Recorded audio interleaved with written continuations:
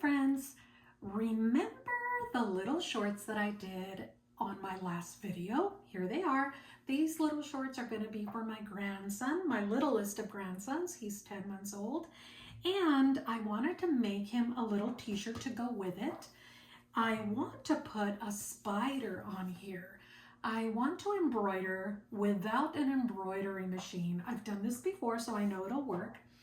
I've decided I'm going to do one of these little, what are these? Spiders. And I'm just going to choose one of these and I'm going to try and replicate it. So what I did is I got a little bit of black fabric. I ironed on the back of it.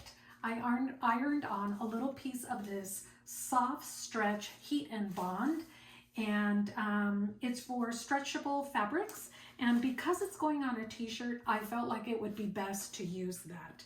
Then I just quickly drew a circle with little spikes coming out like one of my little spiders, and I'm going to cut it out and put it on the t-shirt. And I also cut felt eyeballs, and I used this little puffy 3D paint to put a dot in the middle of the eyeballs. So first and foremost, we're going to cut this out first, and then I'll show you our next step. Okay, when you cut your little shape, it does not have to be exact or perfect, especially if you're going to do something like this, because it's meant, you know, to look like a little funny, scary little spider. Before I iron this on my t-shirt, I'm going to go ahead and sew my little eyeballs on here first.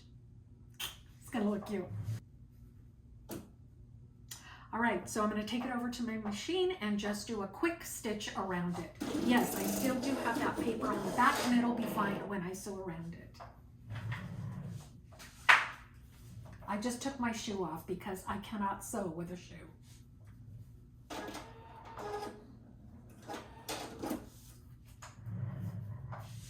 All right, so this turned out really cute. One trick is make sure your paint is completely dry before you stitch it, because it kind of just took some of that paint and rubbed it around, but I think I'm going to be able to fix that. So go ahead now. At this point, we can take that backing paper off, and then after that, we'll be able to iron this onto our t-shirt.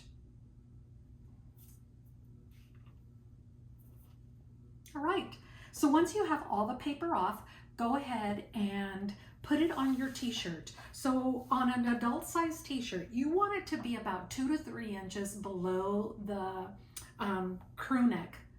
And on a baby t-shirt, I think I'm just gonna do maybe about 1 inch below that. It shouldn't be too low, or else you're gonna have the image too far down onto the belly. So make sure you have it close up to the top. I think I'm gonna go with that there. All right, I'm gonna iron this on and I'll be right back. Whoop.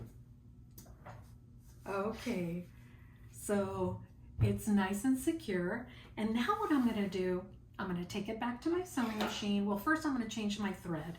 I have white in there now because of the little eyeballs. Now I'm gonna switch it over to black. And I'm going to zigzag stitch very close. Let me see where my pointer is. Very close to this edge here. I'm going to grab the t-shirt and I'm going to grab onto our fabric or our spider and back and forth. Just a little zigzag all the way around. And that's going to secure it even better than just using this heat and bond. And it'll make sure that it stays nice and secure through washings and wear. So let me change my thread and we'll do that next.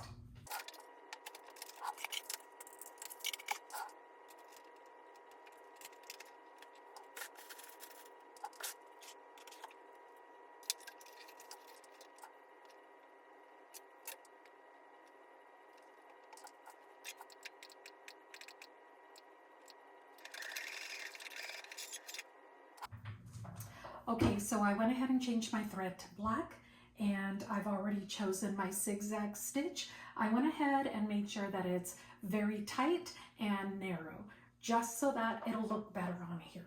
So I'm going to take my table off and get ready. Open up my shirt, stick it in, and start sewing.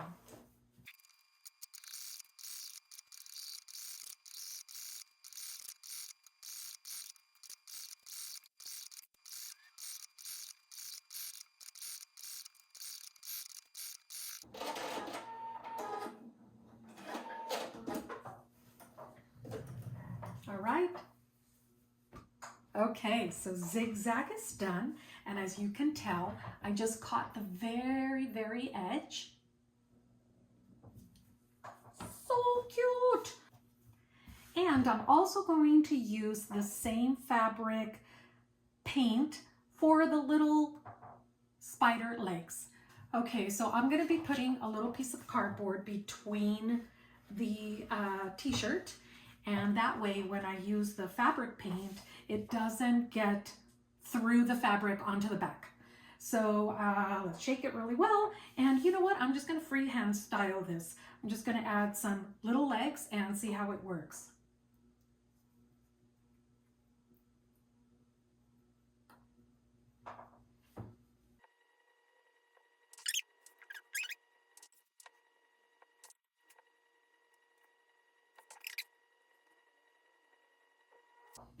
All right, I think he looks really good. So now I'm going to just fix his eye.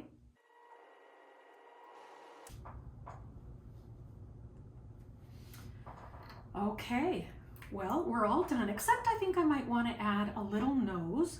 And so I'm going to see if I have some white fabric paint. Okay, I found some. It is a different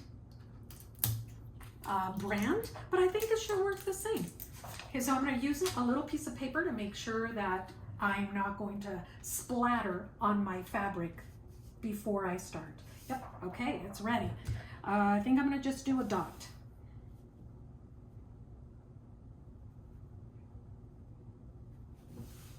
Oh my goodness. This is adorable.